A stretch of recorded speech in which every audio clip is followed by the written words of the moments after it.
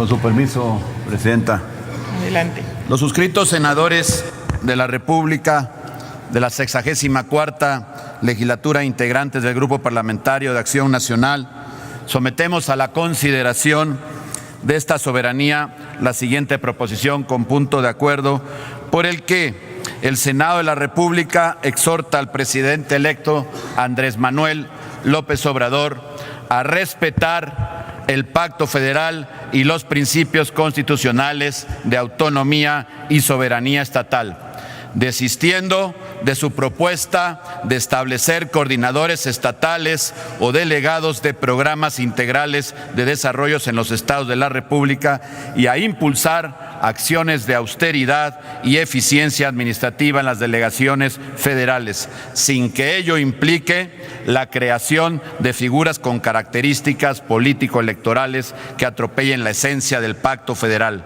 Lo anterior al tenor de las siguientes consideraciones. El Senado es la casa del federalismo.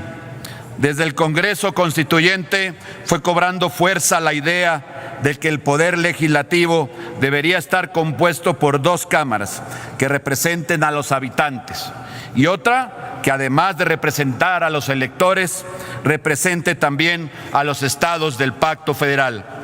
Esa última representación es el Senado, mismo que honrosamente hoy integramos. El propio presidente Benito Juárez, hoy que resurge con nuevos bríos el pensamiento juarista, y Lerdo de Tejada, pugnaron por el restablecimiento de la Cámara de Senadores para propiciar el equilibrio del poder dentro del sistema federalista. Insisto, no solo porque en una república federal son necesarias dos cámaras, sino porque dentro del poder legislativo se pueden combinar los elementos popular y federal. La Cámara de Diputados representa al elemento popular y el Senado al elemento federativo. Como senadores, tenemos entonces la responsabilidad de garantizar no solo la autonomía del poder legislativo frente a otros poderes, sino también garantizar la autonomía de los estados que representamos ante otros poderes. Recuerden ustedes, en los primeros días del mes de julio, Andrés Manuel López Obrador, presidente electo, presentó 32 coordinadores estatales que estarán encargados de vigilar los programas federales de desarrollo y que a su vez sustituirían a los delegados de las dependencias federales. El propósito, según el presidente electo, es eliminar la corrupción y la discrecionalidad actual de los gobiernos estatales en la aplicación de los recursos federales. En las palabras parece loable. Claro, cualquier discurso contra la corrupción es bien recibido por la opinión pública. Sin embargo, se debe tener cuidado cuando se utiliza un discurso que parece éticamente correcto. En el caso, lo que realmente se pretende es crear una autoridad intermedia entre los estados y la federación, como un contrapeso no previsto por la Constitución Política de los Estados Unidos Mexicanos. Por el contrario, nuestra Carta Magna, en sus artículos 40 y 41, reconoce a los estados que componen nuestra República como libres y soberanos, y en todo lo que concierne a su régimen interior, en ese sentido de acceder a la creación de coordinadores estatales, estaríamos en presencia de temas de inconstitucionalidad, ya que sería tanto como vulnerar de facto la autonomía de las entidades federativas. Y más allá de crear una autoridad intermedia, lo cual sería reprobable, lo que debe llamar la atención es quiénes van a encabezar estas coordinaciones en cada entidad federativa. Si ustedes revisan, en la lista se encuentran los candidatos de Morena que perdieron las elecciones en sus estados, y en aquellos donde sus candidatos no ganaron, colocaron a líderes de su organización política. En la lista de coordinadores estatales de programas de desarrollo figuran Delfina Gómez, ex candidata a gobernadora del Estado de México; Miguel Ángel Navarro, ex candidato a gobernador de Nayarit; Joaquín Díaz Mena, quien fue competidor a la gobernatura de Yucatán; Carlos Lomelí, ex candidato a gobernador de Morena en Jalisco; y Amílcar Sandoval, quien compitió para el gobierno de Guerrero.